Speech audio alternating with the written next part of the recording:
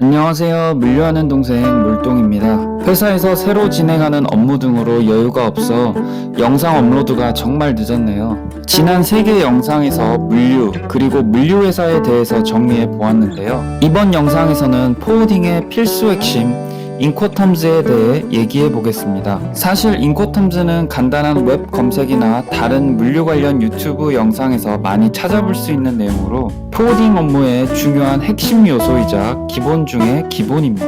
다만 초보자분들이나 단연간 업무하신 분들도 헷갈리는 게 바로 인코텀즈인데요. 그래서 이번 영상에서는 인코텀즈별 개념을 명확히 정리하는 것보다 실무 입장에서 헷갈리는 다양한 인코텀즈들을 한 번에 요약해 개념과 전반적인 틀을 이해하고자 합니다. 먼저 인코텀즈를 실무적으로 설명드리면 폴트와 폴트를 넘는 슈퍼 컨사이니 간 국제무역에서 발생하는 국제물류에 대한 비용과 책임에 대한 약속이자 기준입니다. 슈퍼 컨사이니가 한 국제무역을 어떤 인코텀즈로 체결하느냐에 따라 발생하는 물류 비용과 과정에서의 책임 규칙이 달라집니다. 저는 인코텀즈를 4가지 기준으로 정리하는데요. C-terms, CIP and CPT, D-terms, ENF terms입니다. 이들 모두 다양한 인코텀즈들 사이에서 제 나름 포워더 입장에서 슈퍼 컨사이니 간의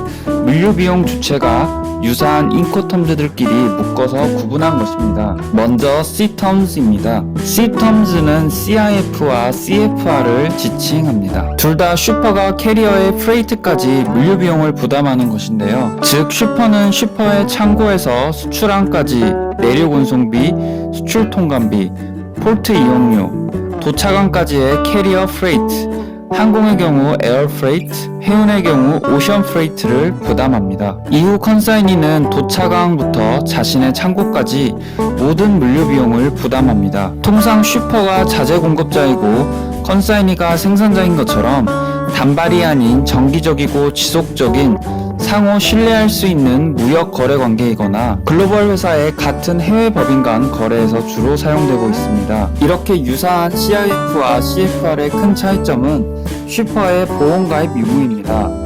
인코텀즈의 운송보험 비용 주체는 슈퍼 컨사이니 간 협의에 따라 달라질 수 있지만 통상 CIF는 CFR과 다르게 슈퍼가 도착항까지 운송보험 비용을 부담합니다.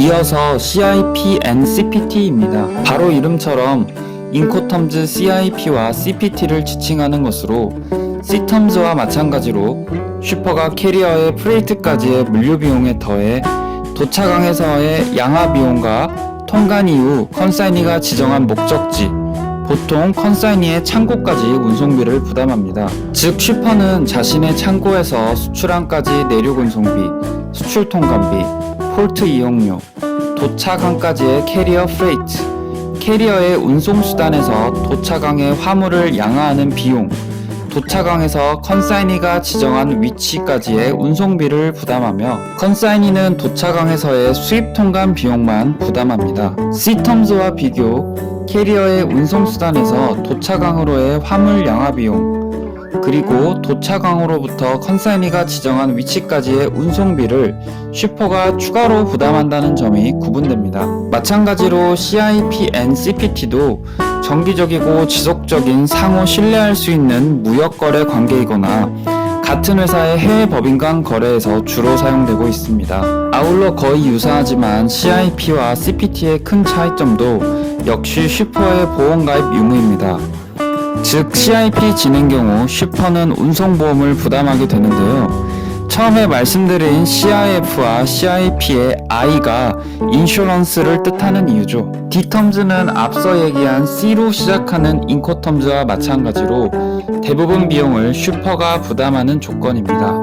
D-terms는 대표적으로 DDP, DAP로 구분할 수 있는데요. Delivered Duty Paid의 약자로 이름처럼 슈퍼가 컨사이니의 수입 관세를 포함한 모든 물류 비용을 부담하는 경우입니다. 즉 컨사이니는 물류 비용을 전혀 부담하지 않는 거래 형태로 통상 슈퍼가 컨사이니의 샘플 등을 특성업체 통해 보낼 때 사용합니다. DAP는 앞서 얘기한 CIP에서 슈퍼가 부담하는 물류 비용 중 캐리어의 운송수단에서 도착항의 화물을 양하하는 비용, 터미널 핸들링 찰지만 빼면 CIP와 유사합니다. 즉 쉬퍼는 DAP 조건에서 자신의 창고부터 수출항까지 내륙 운송비, 수출 통관비, 폴트 이용료, 도착항까지의 캐리어 프레이트, 도착항에서 컨사이니가 지정한 위치까지의 운송비를 부담하며 컨사이니는 도착항에서의 화물 양화 비용, 터미널 핸들링 차지를 포함한 도착항 이용료와 수입 통관 비용만 부담합니다. 도착항 양화 비용 지불 주체를 제외하고 CIP와 유사한 DAP도 CIP처럼 정기적이고 지속적인 상호 신뢰할 수 있는 무역거래 관계이거나